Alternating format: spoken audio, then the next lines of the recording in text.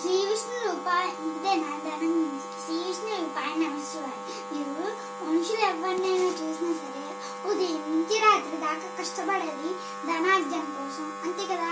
అలా సంపాదించిన ధనాన్ని ఎలా ఖర్చు పెడితే లక్ష్మీదేవి మెచ్చుతుంది అంటే దానికి భాగవతం అష్టమ స్కందంలో ఒక అద్భుతమైన పద్యట్ వేసిస్తారు. చాలా అద్భుతమైన పద్యట్ అన్నమాట. అది ఏంటి అనేది వీడియో తీసుకోండి. అక్కడ వ్యాసమహర్షి చెప్తారు, ధర్మాయ ఇహిరే అద్దాయ భోగాయ స్వజనాయ పంచదా విభజన నిమిత్తం ఇహానుభ్రజ మూలచే. అంటే నువ్వు సంపాదించిన ధనాన్ని 5 భాగాల కింద చేయి, 20% చేసి దానిని 5 ఖర్చు పెట్టిన జీవితాన్ని మీరు ఎప్పుడైనా చూడండి. ఇప్పుడు అవన్నీ నేను చెప్తాను. ఆ జీవితాలు చాలా బ్యాలెన్స్ ఉంటాయి. మళ్ళీ వాళ్ళ జీవితం ధనం విషయంలో కూడా ఏ ఊరుకులు లేకుండా అద్భుతంగా ఉంటుంది. ఎప్పుడైనా గాడి తప్పిన జీవితాన్ని ఇస్తే ఏదిట్లోంచి తప్పిన వాళ్ళ ఇంబాలెన్స్ ఉంది జీవితాలు మాత్రమే ధనం విషయంలో. ఇప్పుడు ఆ 5 ఏంటి అంటే మొట్టమొదటి ధర్మం ఉంది కదా అంటే మొదటి భాగం దాన్ని ధర్మం కోసం ఖర్చు పెట్టాలి. ధర్మం కోసం ఖర్చు పెట్టడం అంటే ధర్మం అంటే డ్యూటీ, రెస్పాన్సిబిలిటీ.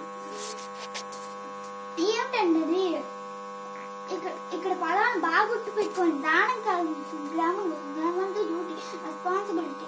ఏమిటండి అది అంటే ఇప్పుడు చూడండి, ప్రకృతి చాలా జంతువులు ఉన్నాయి, అలాగే సన్యాసులు ఉన్నాయి. ఎవరో యజ్ఞాలు యాగాలు చేస్తాం, లేకపోతే పంచమడు ఉంది, కంచెల మఠం ఉంది. ఇలాంటి వాటికి మన ధనంలో ఆ భాగాన్ని ఖర్చు పెట్టడం అనిపిస్తుంది మనకి ధర్మం అనమాట. వాళ్ళు ఎవరు చూడండి, ఎప్పుడు మనం నోరు తీర్చారు, మనమే వెళ్ళి అలాంటి వాటికి ధర్మంలో సద్వినియోగం చేయడం మొట్టమొదటి ధర్మం. కానీ ఇక్కడ ఒక కండిషన్ పెద్దవారు తక్కువారు.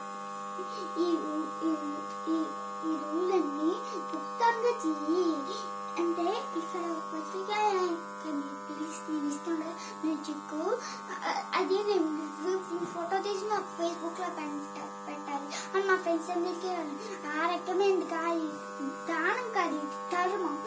ఈ ధర్మాన్ని గుప్తంగా చేయమని చెప్తుంది శాస్త్రం.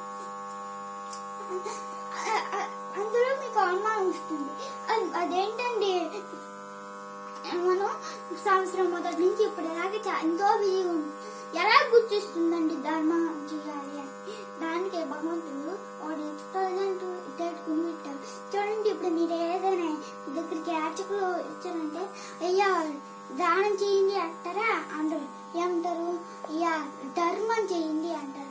చాలా విచిత్రమైన పదం. ఆలోచించండి, ఎందుకలా అడుగుతారంటే భగవంతుడు వాళ్ళ ద్వారా మనం గుర్తు చేసినాం. ఇప్పుడే నువ్వు చేయాల్సిన ధర్మం ఒకటి ఉంది, నీకు 20% ఆఫ్ మనీతో చేసావా, అది ఆ బడ్జెట్ సరిగ్గా ఖర్చు పెట్టావా అనేసి వాళ్ళ ద్వారా భగవంతుడు ఖర్చు పెట్టారు.